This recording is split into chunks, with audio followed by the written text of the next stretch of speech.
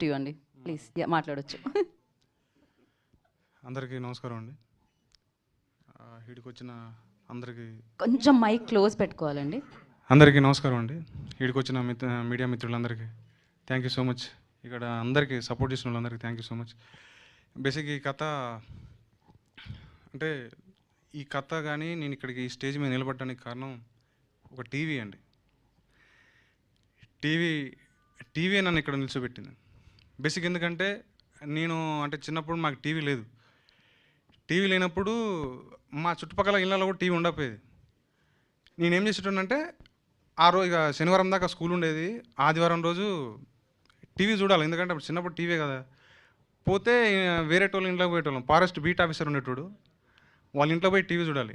అంటే వాళ్ళు అంటే కిటికీలకి వెళ్ళి చూస్తే వాళ్ళు టీవీ కనిపిస్తుంది, కానీ మేము పోరగాళ్ళం చిన్నగా ఉండేది, కనిపించకపోయేది. సో అప్పుడు ఇటుక పెట్టెలు వేసుకొని దాని మీద నిల్చొని పొద్దున 9 గంటలకు స్టార్ట్ చేస్తే టీవీ రాత్రి 9 గంటల దాకా చూసేదండి. ఆ మధ్యలో వాళ్ళు వచ్చి కిటికీలు మూసేటోళ్ళు, టీవీ కిటికీలు మూస్తే ఆ సందుల నుంచి అంటే కిటికీ మధ్యలో సందు ఉంటుంది కదండి, ఆ సందుల నుంచి టీవీ చూసేదండి. అయినా కానీ వాళ్ళు రానిపోయేది.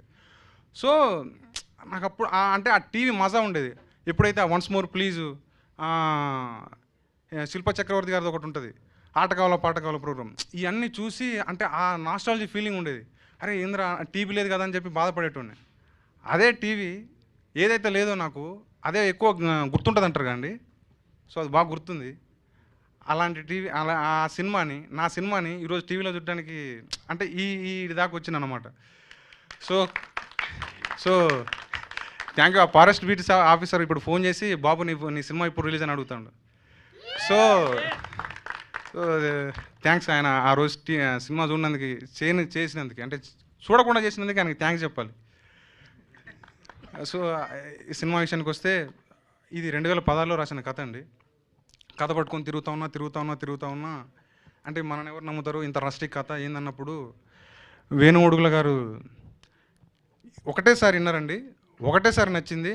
అరే ఇది మనం చేస్తానరా తమ్ముడు అన్నాడు సార్.